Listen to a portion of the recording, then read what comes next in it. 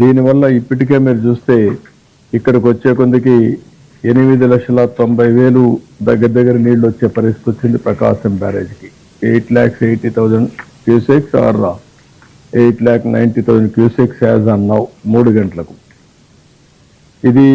దీనివల్ల కూడా ఇంకా రేపటికి 10 లక్షలు కానీ 10.5 కానీ వచ్చే అవకాశం ఉంది.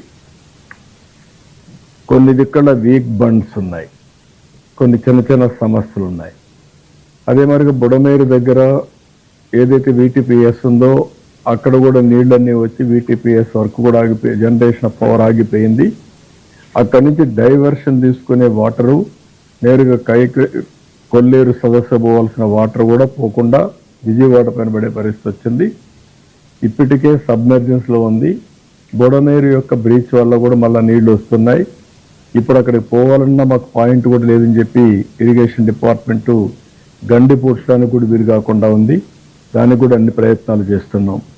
అదే మరి ప్రకాశం బ్యారేజ్ కిందన ఏదైతే 10 లక్షలు 10.5 లక్షలు క్యూసెక్స్ ఆఫ్ వాటర్ వచ్చినప్పుడు వీక్ బండ్స్ ఉన్నాయి.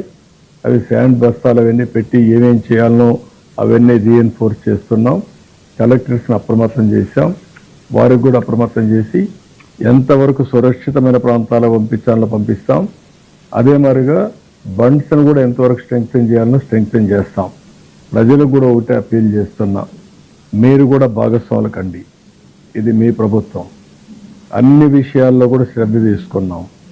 మేము మనుషుల్ని చనిపోనీయకుండా వీలైనంత ప్రాణ నష్టాన్ని కాపాడాం, పశువుల నష్టాన్ని కాపాడాం. అదే మరిగా ఇప్పుడు లేటెస్ట్ మనం చూస్తే ఆస్తులు కూడా బాగా పంటలు కూడా డ్యామేజ్ అయ్యే పరిస్థితికి వచ్చాయి. అవి కూడా చూసినప్పుడు మనకు దగ్గర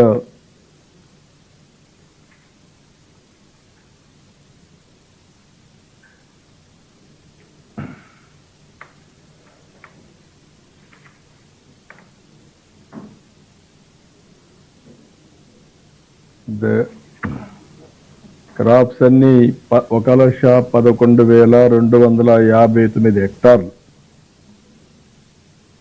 అగ్రికల్చర్ పంటలు దెబ్బతిన్నాయి. హార్టికల్చర్ అయితే 7,360 హెక్టార్లు దెబ్బతినింది. అదే మరి పెదకాకాని 1 సమ్మర్ స్టోరేజ్ దెబ్బతినింది. ఇవి కాకుండా రోడ్లు పెద్ద ఎత్తున బ్రీచ్ అయినాయి. ఇవి కాకుండా ఇంకొక పక్కన చూస్తే ట్రైన్స్ కూడా 2-3 ట్రైన్స్ ఆగిపోయినాయి. అక్కడ కూడా రీహాబిలిటేషన్ కానీ వాళ్ళకి ఫుడ్ కానీ ఇవన్నీ అరేంజ్ చేస్తున్నాం. అయితే కార్యక్రమాలు అయితే ఆన్ వార్ ఫుటింగ్ జరుగుతున్నాయి. 107 క్యాంపులు కూడా పెట్టారు. ఒక 17,000 మంది క్యాంపుల్లోకి తీసుకొచ్చారు.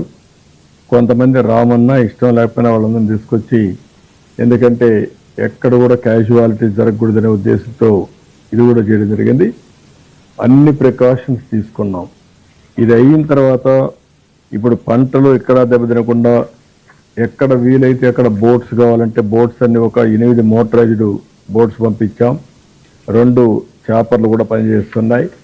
ఇవన్నీ కూడా పర్ఫెక్ట్గా కోఆర్డినేట్ చేసి మొత్తం ఎక్కడికక్కడ తీసుకోవాల్సిన అన్ని చర్యలు తీసుకొని కంట్రోల్ చేస్తున్నాం. నాకు ఈ విషయంలో, ఎందుకంటే ఎప్పుడు కూడా తెలుగుదేశం ప్రభుత్వం ఉన్నప్పుడు, ఎన్డీఏ ప్రభుత్వం ఉన్నప్పుడు అన్ని విధాల చర్యలు తీసుకుంటాం. ప్రాణ నష్టం లేకుండా కాపాడుతాం. ఆ తర్వాత